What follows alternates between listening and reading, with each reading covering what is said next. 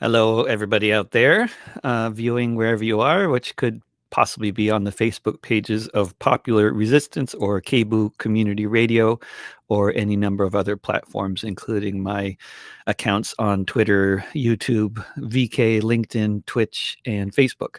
This is David Rovix with another episode of Fifth Estate Live, which comes to you every Tuesday at 10 a.m. Pacific, 1 p.m. Eastern.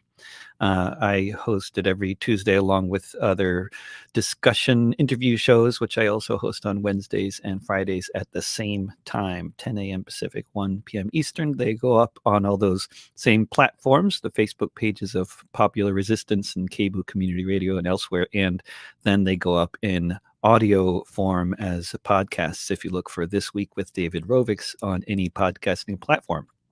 Today, we are spending the hour with longtime Detroit area talk show host and organizer and author and longtime editorial collective member of Fifth Estate Magazine, a quarterly publication which comes out in print every year and every four times a year. And we're on the summer issue now, and we're going to talk with Peter Werbe about the elections and the current historical moment. And we sure do keep on getting a lot of people on telling, unexpectedly saying how much they think that everybody should vote for Biden, and then go, as they go along with doing other things that perhaps have, potentially more potential for changing the course of history than voting. But it's certainly a theme that is often on people's minds over really the past 4 years or more, but especially the past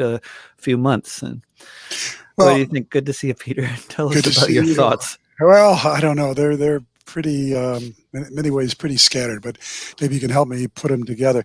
It's remember that old thing about Lucy and the football that.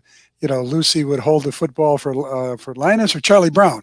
And then every time she'd take it out of the way and he'd fall on his butt. And he'd never learned.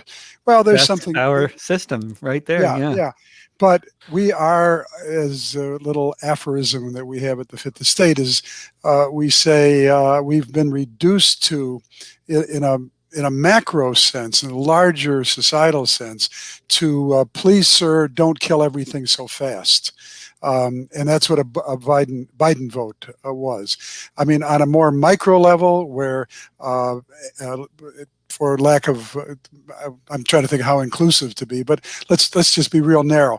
I mean, anarchists work most effectively on a local level in movements that are based around defending the environment, native rights, women's, the whole panoply of what are being violated constantly on a daily basis in this society. And of course, somebody like Donald Trump ratcheted that up considerably. I mean, there is the thought. I mean, if you're in prison, and the only time I've spent overnight in jail out of actions, being arrested in actions, but it was you slept on the floor and you had a bologna sandwich and then you were out. But so I don't know what it's like being in for a long term. But we've talked to enough people to know that it's much better to have a kind and a guard that follows the rules as opposed to a brutal, corrupt one, right? But that's not, we don't want that to be our main slogan. We want nicer guards. And sure, I mean, there is such ecstatic relief at Trump being gone and all one that he represented and the actual harm that he did and continues to do, that the idea, for instance, they say one of the first things that Biden will do will be to reverse the 100 executive orders that Trump put in that was either rolled back Obama directives or put in new ones that gave the polluters and the planet rapers and the rest of the people that do such harm to the environment, giving them free rein. Well, that's good, but it's not like under Obama the environment was safe, that industrialism had stopped poisoning us and the planet. But that's what I mean. Please, sir, stop killing everything so fast. Well, in the short run, that's okay. Voting, I don't. I'll ask you, David. So, because your ideas are as good as mine. I mean, there's a lot of people. I don't know if you hear. In fact, you always talk about what a nice cover the new Fifth Estate is by I'm Seth. completely in love with that cover. I mean, it's an Yeah, amazing piece of yeah. art, and it's the cover. Yeah. Let's see. There we go. And it tells such a story too. I Yeah. mean, just in pictures, which is Well, of I course know what art is so good at. all about. Is my chair squeaking really bad? Is that No, not really bad. No. okay? That's good. I'll try to be calm. Anyway, the Fifth Estate follows traditional anarchist principles, all the while being aware of innovations in the modern era, how we can change and improve what has been taken from the past. But one of the things that anarchists always believed in is that it was useless and even harmful to involve oneself in the electoral process or politics. This was the statecraft of the institution that we want to abolish. So how does one justify taking part in it?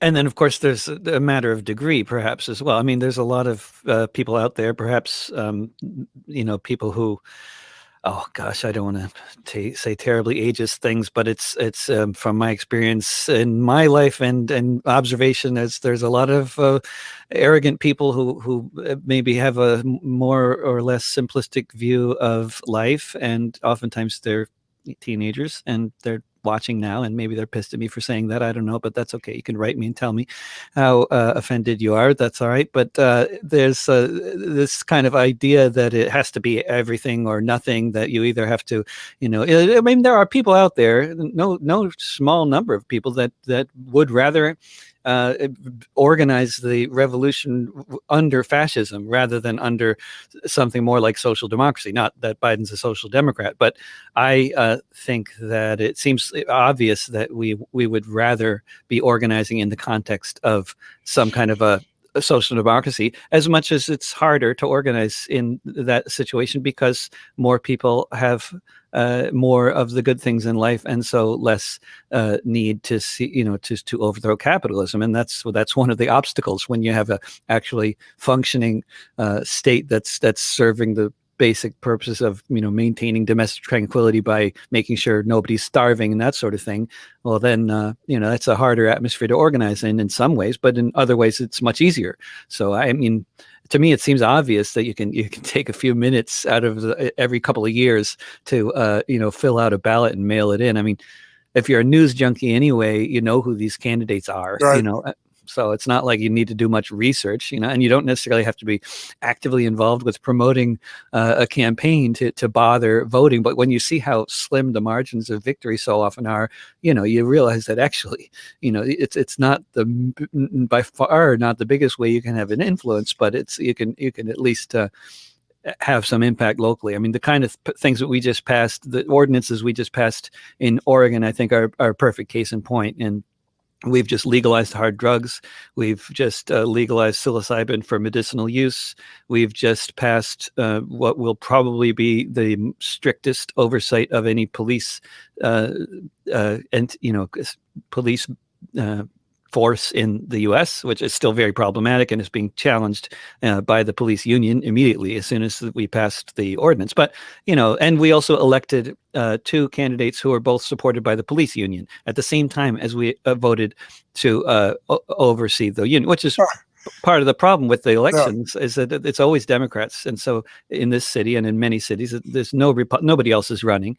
And so to try to differentiate between two candidates, all of whom are putting themselves out there as totally progressive, the most progressive thing since Bernie Sanders, and they're of course generally they're either all establishment landlord police union candidates, or some of them aren't. But to tell the difference between them actually requires a lot of research. And there's still widespread ideas around the country, I think, on a national level, that our mayor here, Ted Wheeler, is progressive. And, he's not by any reasonable definition of the term. He's just a long-standing servant of the landlord lobby and and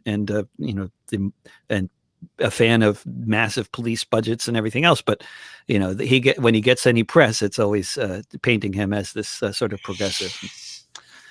Well, But I mean, I think I feel like I'm back in like when Obama first got elected, and I'm waiting for the cabinet appointments to start, and I know that it's going to be a bunch of Goldman Sachs, former Goldman Sachs executives, and I know that it's going to be another administration that is going to be the launching mechanism for the next attempt at a fascist takeover, because that's what the Democratic Party seems to be best at these days, is just basically pretending to be progressive while they totally make life worse year by year with their free trade policies and continued deindustrialization and increased service sector. I mean, all this automation, all the things, the trends that are happening that they're not doing anything to really deal with, and things just get worse for most people in this country, and it's their fault. And then they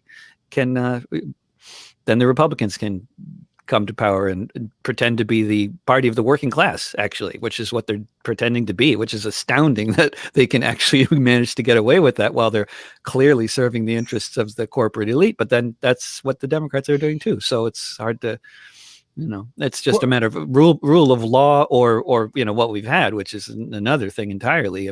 But of course, rule of law, and that got us, nowhere. I mean, what laws are over? I mean, maybe Obama or Biden, maybe they're less corrupt in this incredibly blatant ways that Trump is corrupt. But of course, it was under Obama that we had the worst environmental disaster in the history of the world. Remind me. 2010, the Deepwater Horizon. Oh yeah, that qualifies, and that's more than, say, Chernobyl. But it depends on whether you're talking about half-life, and I think that maybe Chernobyl or Fukushima. But in terms of the immediate destruction of the environment, definitely. Well, again, they're stewards of the system, and they're different sectors of the ruling class. And let me just go way back, though. I mean, anarchism is a maximalist philosophy or political worldview. Is that we don't want any compromise. We don't want reforms. There was a movie, ever see it? When was it? From the 70s, Marat Sade, and it was a musical, and they're singing, we want a revolution now. And that's ultimately what anarchism wants. We don't want better laws. We don't want different people. We want an end to capitalism. We want, an end to the political state. I mean, that seems pretty fanciful as we sit here right now, where the political state dominates every sector of the world. But it comes with a critique, and it makes people like us, particularly people that follow that philosophy, ultimately suspicious of even the Obamas, even the Joe Bidens, and so I think that's important. And I think the people that called, the anarchists that called for abstention and were critical. I don't know if you read the letter in this issue of the Fifth Estate, the fall Fifth Estate, that saying that I was urging people to vote for Biden, which wasn't the case. But yeah, I got mailed a ballot, and I went because we were saying earlier about better to have a nice prison guard than a bad prison guard, and Trump was an extraordinarily bad prison guard for everything that we can chalk up to to Obama and Biden and all the Democrats before them, and the list is endless for sure. But I don't want to erode the critique of the state that anarchists put forward. And I think the people that are hardcore abstentionists and are critical that, we didn't do what we did for maybe, I don't know, almost all of the Fifth Estate's existence, which was to say, don't vote. It only encourages them. If voting could change anything, it would be illegal. I'm trying to think of all the other little slogans. And I wrote a lot of those. And for years and years and years and years, I didn't vote. And I know if I didn't send my ballot in, it wouldn't, nothing would change. And, but there is something that it was so offensive. Well, actually, I'm going off in the wrong direction. I was saying that that Trump was so offensive. It's not that he offended me as a human being, which of course he does, a liar, a sexual predator, everything that we know about him. But rather, he has been able to mobilize an extraordinary if we were to be kind, we would say a proto-fascist grassroots movement. And I'm willing to be less kind and say it has all the qualities of fascism. And what was really needed was, even though the Democrat, again, who represents liberal values, they did to my whole family, or do to my whole family. The Democrats do. They represent peace, justice, racial harmony, environmentalism, everything. That's what the Democrats represent, whether they are or not. You hit it pretty much on the head, David. That they're not adequate to the to the task. I mean, Biden's going to rejoin the Paris. What are they called? Not environmental accords. What are the Paris? The Paris Accords, which have no teeth, by the way. I mean, exactly. This has been talked about for so much, but that has no teeth. That's what I mean. That's what I mean. Everything that Biden is going to restore is nowhere near close to being adequate to deal with, in terms of the environmental situation, what we're facing. I mean, we're facing environmental catastrophe, and they're, diddling around with meetings in Paris, and they say, well, it's a good start. Well, we don't got a lot of time for starts, Yeah. But let me just go back to the critique of the state. So what these abstentionists are saying is that by people like you and me, David, voting and saying it's worthwhile, no matter what it accomplishes, including if it would have been an overwhelming rout, say, that Biden would have taken 40 states and won 60 to 40% or something like that. They said even that kind of repudiation of Trumpism isn't worth eroding that critique. And I don't know. I guess it's hard for me to believe that if you or I voted, for one thing, the only reason people even know we voted is because we're telling them, right? I mean, how long did it take you? It took me like 5 minutes, Yeah, certainly. I didn't even need a stamp, I didn't have to go do that. And so I doubt that, and this is why I wish we had callers, or people can do chat on this, right? They can, and I just so often don't pay attention to it. It hasn't been working on the main platform here. I have to do a little extra step to try to see. Let me see if messages. Let me see if I can. I can. There's a way I can do it. You don't need to worry about it. I can, okay. But no. Oh, here we go. You see, I just need to click on this thing where it says. Yeah, I just put in hi. Oh yeah, on Facebook or something, or no. which platform? Well, it says private chat. Oh, that's just to me. That's all right. But here we go. I'll be able to see it in a minute. Now, if anybody has a comment, I should be able to see it now on the. Usually the argument, oftentimes from either leftists who is urging everyone to vote for the Greens, or for anarchists who are saying don't vote, they would talk about the Democrats and Biden's history as if we didn't know that.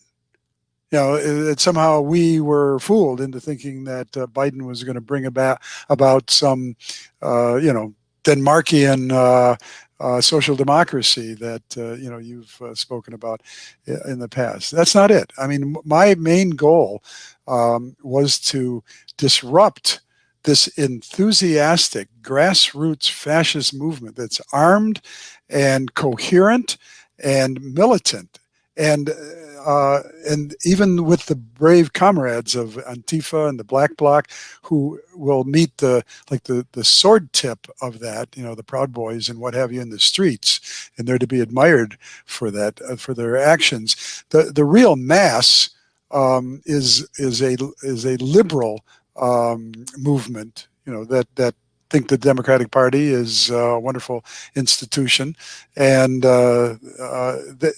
there's no capacity there to stand up to the energy.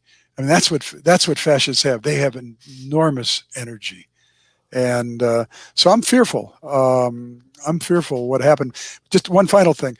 I've yet to have anybody say to me, "Oh, by you voting, you have diminished the capacity to develop an anarchist movement," which is ridiculous. Like, maybe, hold on, maybe next time, if they think that's true, we should just vote and not tell anybody.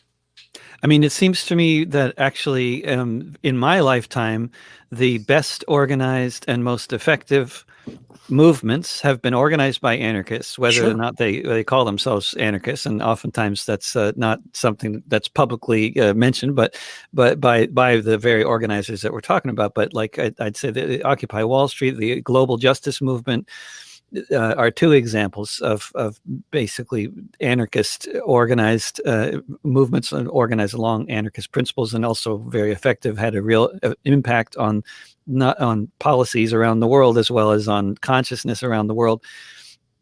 But the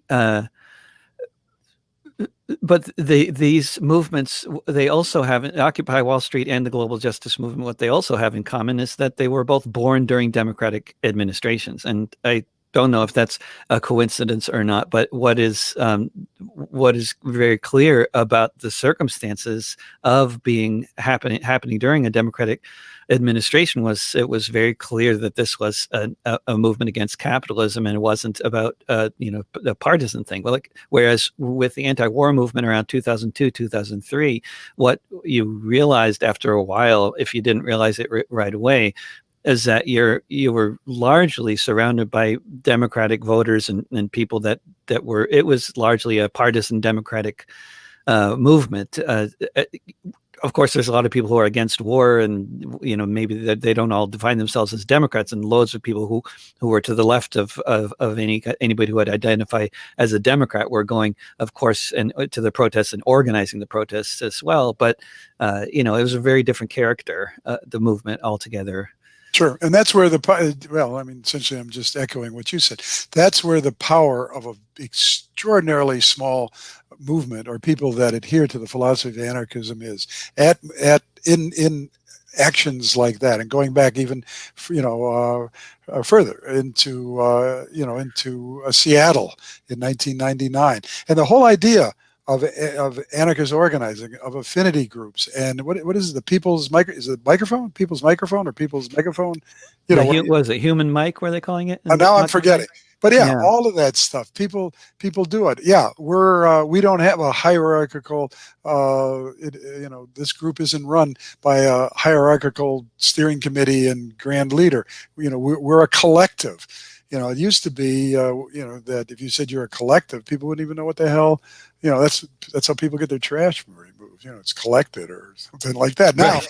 It's common language. So in many ways, I should say in many ways, this is where our success lies. So voting, whether David Rovix and Peter Werbe voted or didn't vote, I don't think matters one bit. It's how we spend the rest of our waking hours and how pointed it is into local activity, or that sometimes think about Black Lives Matter too.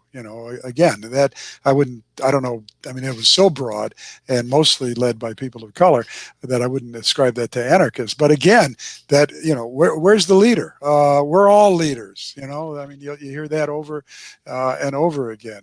He's in my affinity group, and so I guess I would say that. I would say that electoralism on the part of anarchists is an extraordinary waste of a radical's energy. On the other hand, people have said to me, Trump is so bad that they actually went out and did door-to-door stuff, and they, family members of mine who are fit the state supporters, they saw that Trump was such an incredible danger, and and not just, as we always used to say and still say, two capitalist parties or representing two separate wings of the ruling class, that this was a unique danger. And I think it is. And as I was saying before, I don't think it's ended. In fact, it could be gearing up. I don't know what's happening out there, but I mean, there's hundreds of people showing up in Michigan at Lansing, the state capital, armed, all with completely divorced from signs, completely divorced from reality, and these people aren't to be discounted. I mean, maybe they'll just get funneled into well, they already are in the Republican Party. I was going to say, like the Tea Party, that's where they started off as an insurgent movement and just became the mainstream of the Republican Party. I don't know what's going to happen with these people. They never showed up with semi-automatic rifles.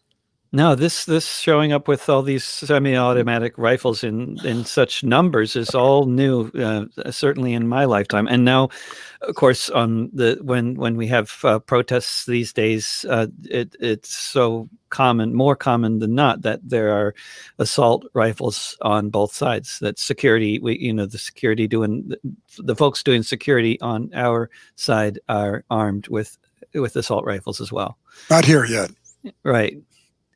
And and then when the Proud Boys and Patriot Front and these fascist groups come to town, they are always the number of people with arms, far outnumbers the number of people on our side with arms. I mean, it's their numbers might not be bigger depending on the day, but sometimes their numbers are quite a bit bigger, and of course they're all armed. So it's just.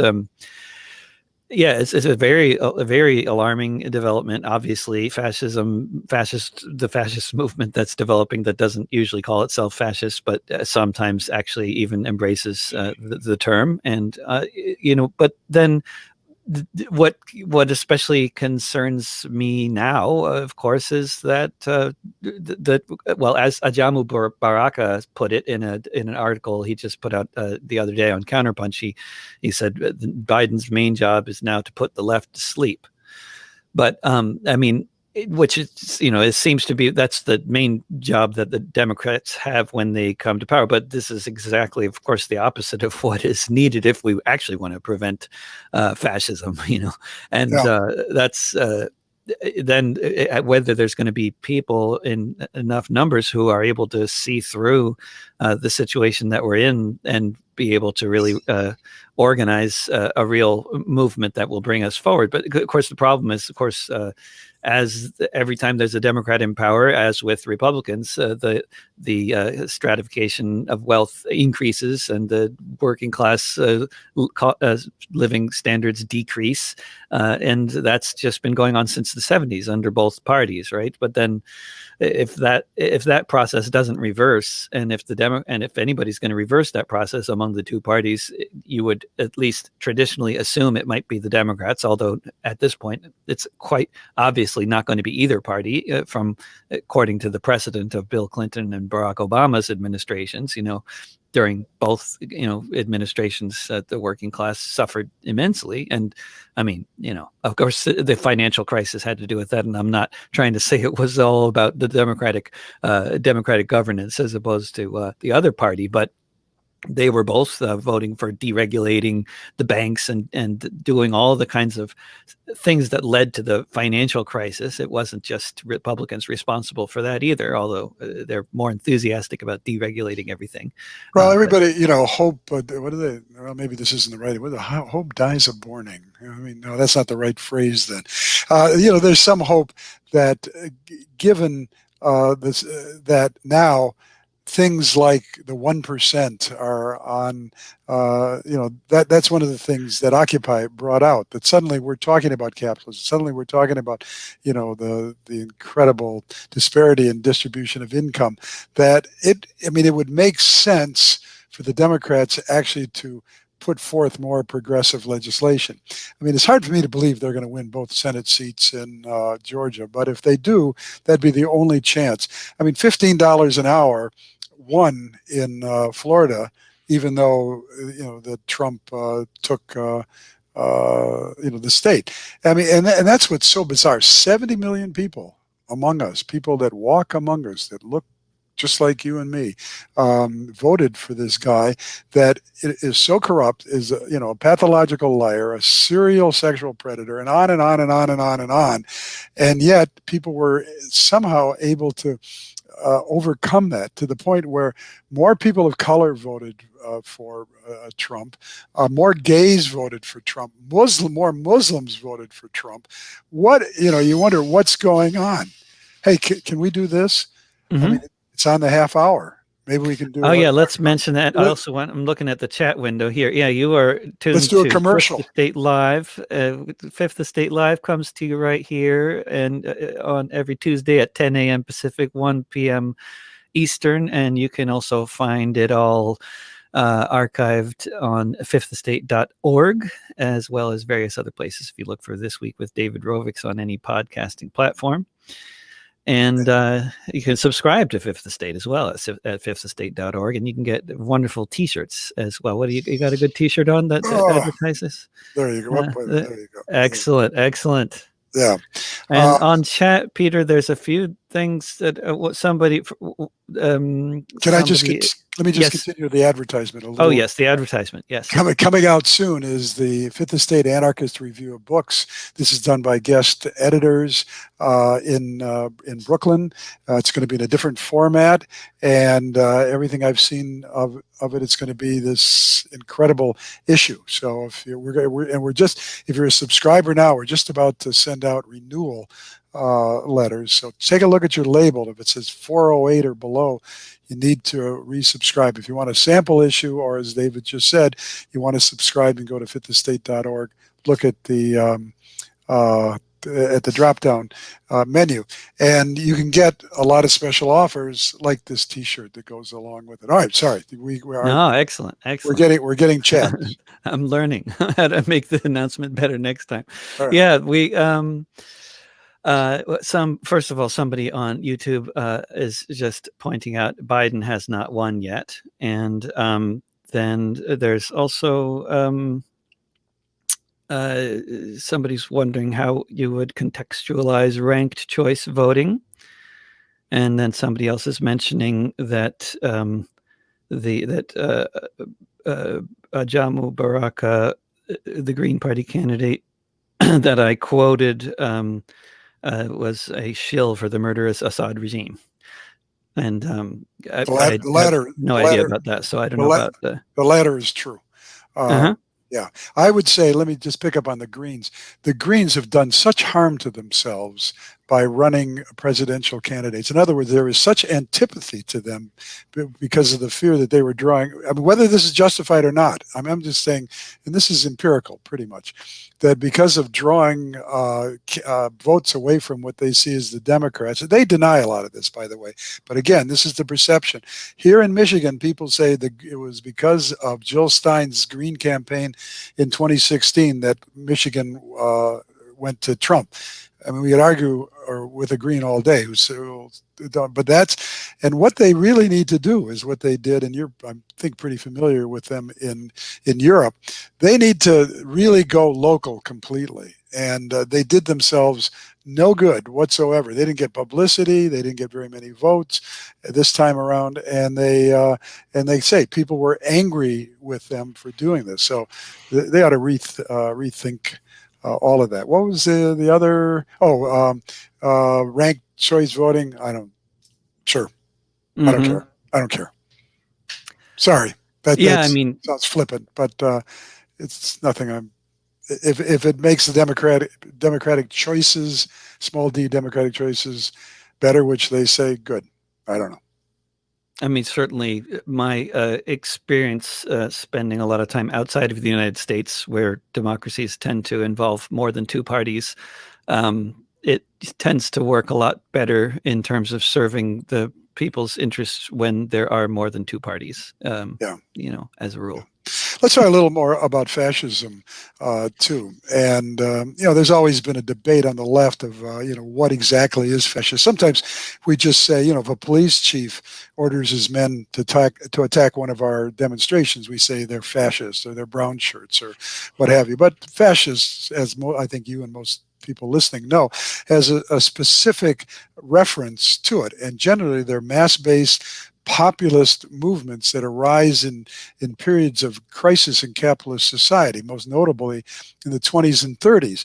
The ruling class there, which was, they were, up Schitt's Creek without a paddle when it looked like revolution was on the agenda. So fascism the brown shirts and the black shirts and the rest of them throughout Europe, they were the paddle. They were the defense mechanism. I mean, contrary to what Marx said, that the strata above the working class, what he called the petty bourgeoisie, the small merchants and craftsmen and all that, would fall into the working class and become revolutionaries. Didn't happen. They weren't willing to give up social status and privilege and what have you, and so they wanted to maintain, the old society. And even some of them, and we see some reflection of that today, but particularly in Germany, they were national socialists. I mean, they never, brought about that program. But one of the things that classic, real fascism. Some people say that Hitler wasn't even a classic fascist, but again, I don't think the people that got that he destroyed would want to get into that kind of intellectual debate. But that fascism, what it did was to mitigate the class antagonisms. In other words, would not allow capital to exploit the workers, and would not allow the workers to expropriate capitalism, all under the aegis of the state, which projected itself as powerful and and militaristic and what have you. But always within it. And now there's no, I mean, we're not supposed to call our political opponents crazy, right, or anything like that, because, but does, the people that made up the black shirts and the brown shirts, I mean, is anybody going to argue that these people were these sadistic psychopaths? Well, it was the need for a defense mechanism for capitalism joined with this mass pathology. So here, with Trump, there is no economic crisis. There is a social crisis that's going on. And so really all you have is this psychopathology. That's why this QAnon insanity has such resonance, But even then, I mean, what was the problem with Germany? It was the Jews. It had nothing to do with capitalism, right? It didn't have anything to do with who owned what and who exploited who. It was the Jews.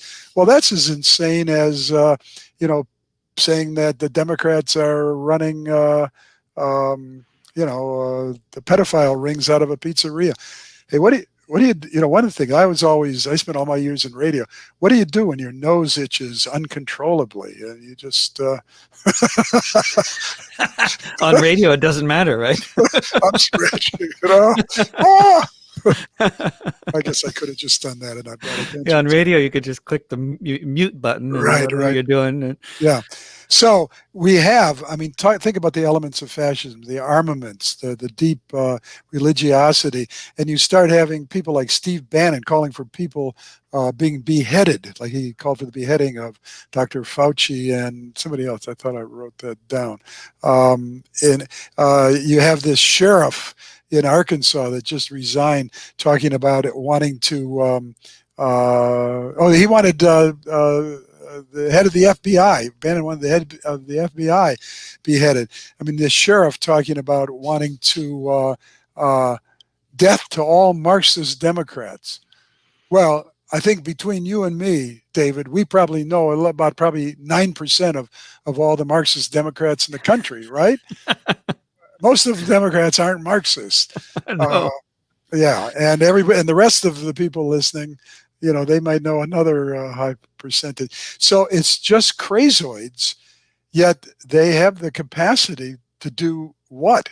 And I guess what I'm concerned about, what do we do to combat that? How do we gain that energy that they have, that enthusiasm, that triumphalism? I mean, you can just, you remember that old film Cabaret? Did you ever see that musical?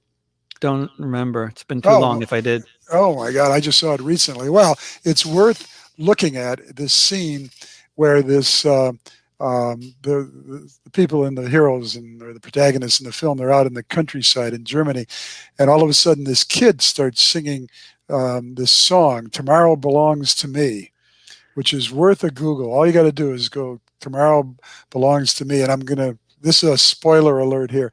And he's singing, and suddenly the camera backs up, and he's in the Hitler Youth, and he has a swastika armband.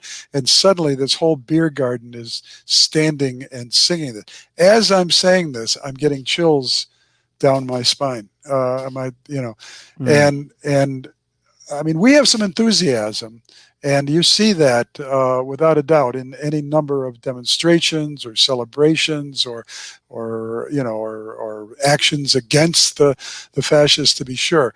But the sustained movement, I mean, we don't have that, and we may need a defense movement against these people that doesn't depend on the police, because I don't know. I'm not out in Portland like you are. Do the police do a very good job of defending the left-wing demonstrators? That's a joke, but Yeah, go ahead. right. I mean, Yeah, I mean, it's for anybody that isn't aware of the role that the police plays both here in Portland and in Louisville and so many other cities. I mean, I know this is an anarchist radio program, and people might already agree with this assessment, but it's really obvious and clear what they do is whenever there's enough fascists around that the fascists don't need protection, the police abandon the city. And they do that all the time and consistently. They just consider the fascists to be like deputized cops. And whatever they do, the cops basically just look the other way unless there's people.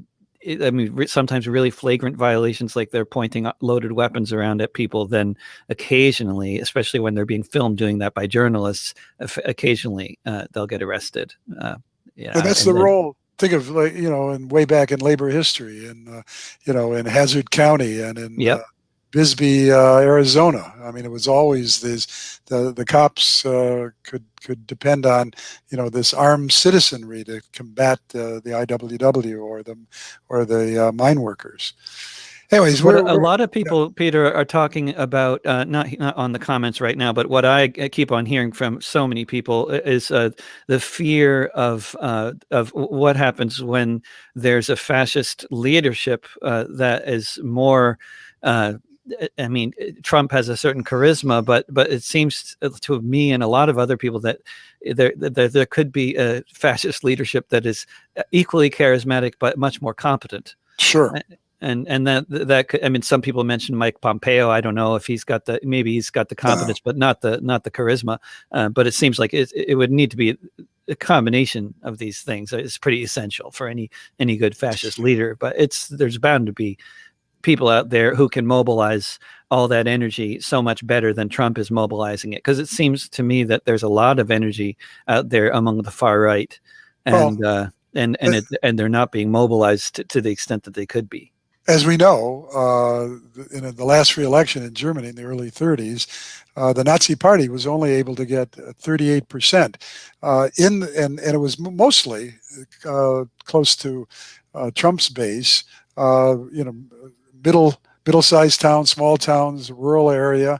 Again, that thought that the big cities were just dens of iniquity and working class people who they thought ill of. Well, here what they're talking about is that the election has been stolen from Trump by what they call Democrat cities. And that's not too easy to uncode, or I guess you decode it, don't you? You ever notice? Anarchist Yeah, jurisdictions. anarchist. Yeah, that it should be, right? I Yeah, wrote a song about it. Yeah, you but did. yeah, that's what Yeah, they call Portland, Seattle, and New York. That's what Trump yeah. administration was calling We it. felt Basically, badly that Detroit didn't get you didn't make it. didn't make the list, No, man. not enough window smashing going on there. What do we got? Is there? We're getting towards the end of this. Well, we got a lot of time left. So, if there's any more comments, Yeah, let's see. but the other thing, so we're talking about the rise of fascism under a more competent leadership that right now we don't have the capacity to resist.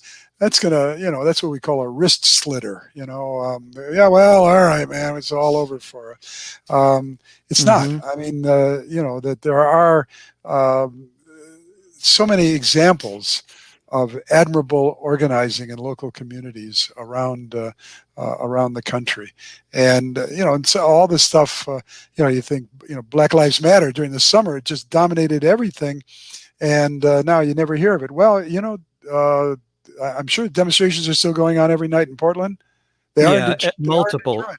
Yeah. Multiple in different parts of the city, but yeah, definitely the media is focusing in different ways, and that affects so much of what people see that's going on, and also the numbers of the protests. Because of course, when the media talks about a protest that's about to happen, basically, if it's mentioned on Oregon Public Broadcasting, then there's going to be at least 10 to 20 times more people than there would be otherwise. Right. So that's and then if it's not mentioned on OPB, you can be sure that there's going to be somebody berating the crowd for being too small. There's always speakers berating the crowd for being too small. We're here, we didn't Yeah. necessarily organize this, and it's all yeah. Facebook posts might not be the best method, but you can't tell that to somebody who's berating you for being too small of a crowd. Well, the next issue, as I said, is going to be the Fifth Estate Anarchist Review of Books. And the one after that is going to have the theme of what next? Oh, now I'm forgetting. Did I write that down? But something about, oh, yeah. What next? Demand the impossible. Demand the impossible, of course, is the slogan from the May-June days, 1968 in Paris. And why not? Why not have the vision of the world we really want to live in? Not, thank you for not killing everything so fast, sir. And I don't know what form that takes. I've never been much of an organizer. I mean, I go to demonstrations. I don't plan them. I don't, I report on them all my life. I've been, a journalist and involved in media. So I don't, and also I think, people as they get older always say, well, the youth. And yeah, but that's true. I mean, it's young people that are probably going to be the most filled with the vigor and the desire for a completely new world. And I said earlier about anarchism being a maximalist philosophy. People that still adhere to that. It doesn't mean you go out and do dumb things or you endanger yourself or other people. But just like, for instance, this next issue of the Fifth Estate, the editors for that, you had on, Kara Hoffman and her crew in Brooklyn. They're just filled with it. I mean, I'm enthusiastic about every issue of the Fifth Estate, but it's pretty routine for me. Been doing it for quite a few years, and in the same way, you never can tell about what's going to happen next and what needs to happen next. But where it's going to come from, I don't know. But it needs to be something. We need a Yeah. real mass movement that's not defensive in nature, but it is actually forward-looking and visionary, and the kind of thing that lots of people can get involved with and get enthusiastic about. And we can't predict what it's going to be. And I mean, I only hope. I just kind of figure that what it should be is around housing justice, and so that's where I've been trying to do my little work as an organizer. But if you feel like you're spitting in the wind, because I mean, really, it's you don't know when the movement's going to take off and what it's going to be, but it sure needs to happen. That's for damn sure. And some people on this chat are wondering about what you think of free speech and censorship. What do I think about free speech and censorship? Well, that gets back to the deplatforming. I was just, what's the guy that writes about Antifa? Is it Mark Bray? Yeah, I think so. In fact, I just saw in Truth Out, he was writing about, this mobilization of fascist force. He wrote the book called Antifa Handbook. In fact, being also the producer of this program, we should get him on here. Good plan. Yeah, I heard a really excellent interview with him, but I don't remember. Yeah, he's good. I mean, at one point he says, people that say, oh, Antifa, you shouldn't, initiate violence against the fascists and all that. So he poses the question: when is violence legitimate? I mean, except for the committed pacifists, most people at some point, if somebody's trying to, hit you, you usually would put your hand up to stop them or hit them back. But he said, when would it have been okay to physically attack the Nazis? 1924? No? How about 1928? How about 1932? How about 1934 when they started outlawing parties? How about 1939 after Kristallnacht?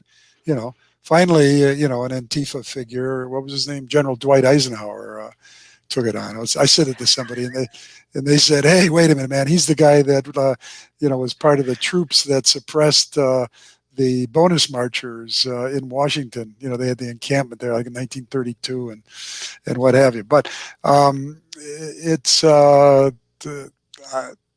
don't know. I mean, I just said words that, by the way, 3 words that if you get on the air, you're never supposed to say. I don't know, but I take some pride in saying that. And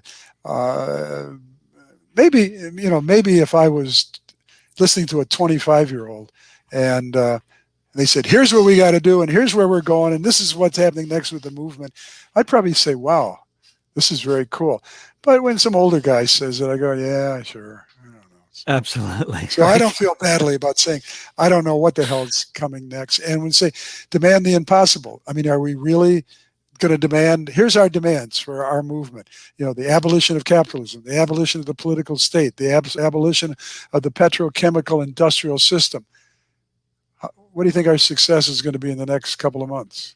Yeah, it seems like might be a better idea to start somewhere else. But I mean, you don't know. One doesn't know where these things are going to come from or go. I mean, capitalism was overall for a lot of people in the world, not only the rich, but for a lot of other, it was doing all right in the 90s for a lot of folks. There's a large middle class in the world, and yet still the movement that rose up became a global movement against institutions like the IMF and the World Bank, and the nature of the predatory loans of these organizations became household knowledge for a lot of people around the world because of the memes that were being spread by the global justice movement without access to, big financing or media access or any of that. It just it was, these ideas became commonplace in little towns all over the place, especially if there was a college anywhere nearby. I mean, That's important. And here's what I want for the Fifth Estate, as someone who publishes a magazine, is I want it to say, abolish capitalism, abolish the state, abolish the petro-industrial chemical society. And I also want to have an on-the-ground report from David Rovics, what they're doing around housing policy in Portland. Because if you think about, say the industrial workers of the world, the Wobblies, the IWW, I mean, they called for, one big union, and yet they struck for better wages or for better working conditions. I mean, they got hammered just as much as if they were going for the maximalist program. So I think you can have both. I think you can, without compromising. I don't know. I guess I'm not willing to compromise, and I don't. And there are people, probably some people shouting at the screen right now, you voted for Biden, you compromised, asshole. So, you know what? I say Gaia bless them if they think that of me. And because I love militant people, I mean, as long as you don't endanger other people. Peter, what do you think about the situation right now? I mean, I wouldn't be asking anybody to make really long-term predictions, and but in terms of just the next few weeks, and a lot of people are very confidently proclaiming that there has been an election, and we now know who the next administration is going to be, and to whatever extent that is. I mean, what do you think? Is Trump? Does he have any plans for trying to launch a coup at this point, or do you think he's going to eventually? No, I don't think that would fly with anyone in the government. I mean, part of it is they're raising money around this Stop the Steal, half of which they're going to pay down their campaign debt. They're laying off workers from the campaign. And I think, certainly they see a role for Trump in the future. Some people are telling him, you can run again in 2024. You haven't had 2 terms. But I don't think, well, let me put it this way. If his organized armed base start any real commotion, as much as we may oppose the state and its repressive apparatuses, hey, 101st Airborne, 82nd Airborne, they'll take them right out. So I as we share an internment camp together, you can laugh at me, but I mean, right now, I think Joe Biden will be sworn in as president on January 20th, after Trump has done an enormous amount more damage in the next 71 days, or how many ever times it is. But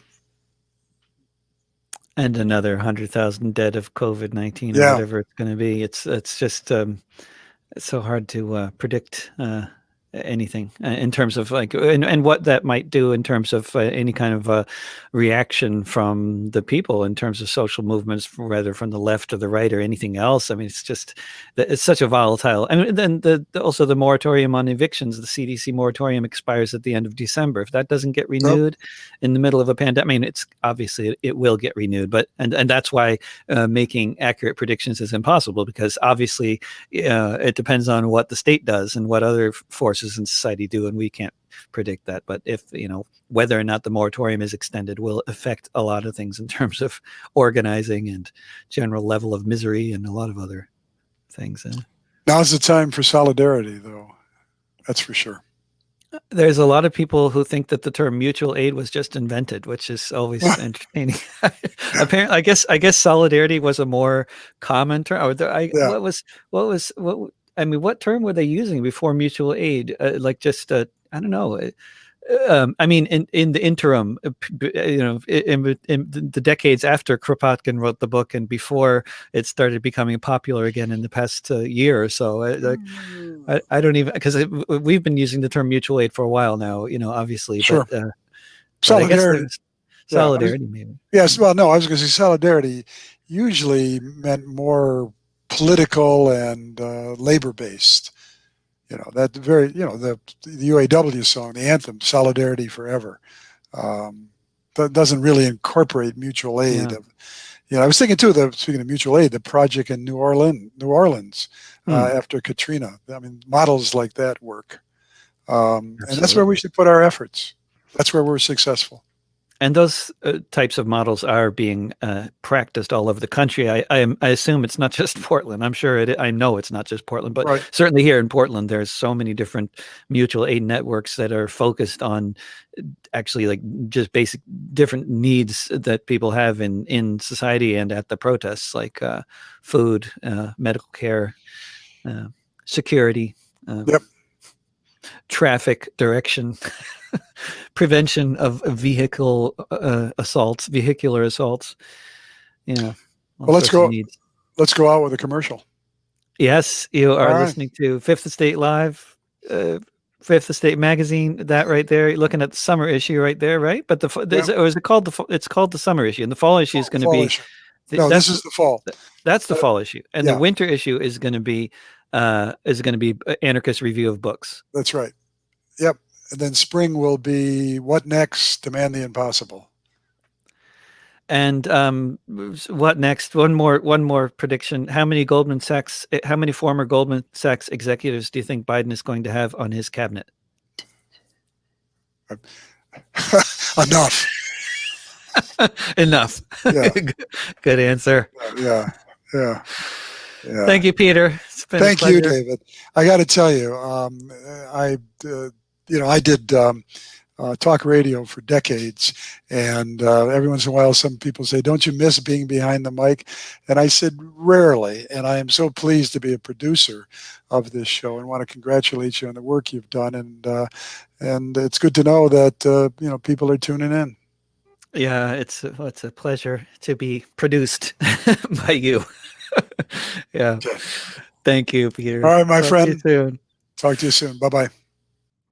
And that has been a discussion with Peter Werbe, a member of the editorial collective of Fifth Estate Magazine, a quarterly print magazine you can find at fifthestate.org. And this broadcast goes out every Tuesday at 10 a.m. Pacific, 1 p.m. Eastern, which I believe is now once again 6 p.m. in London, 7 p.m. in Berlin.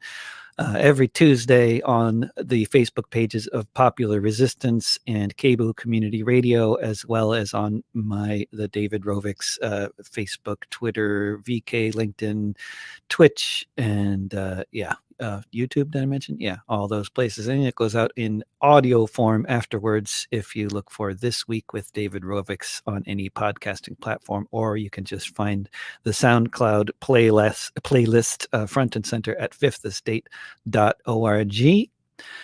And I will be back on whatever platform you're watching on. I will be back on that platform tomorrow at 10 a.m. And I should be able to tell you right now who I'm actually talking to tomorrow at 10 a.m. But I don't have my calendar open. We can fix that real quick. This is not the most professional method.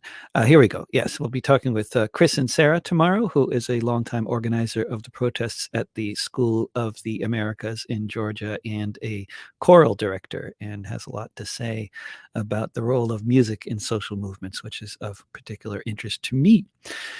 All right, everybody, remember, don't pay the rent. Mutual aid will get us through. Trust your neighbors. Be careful. Talk to you soon.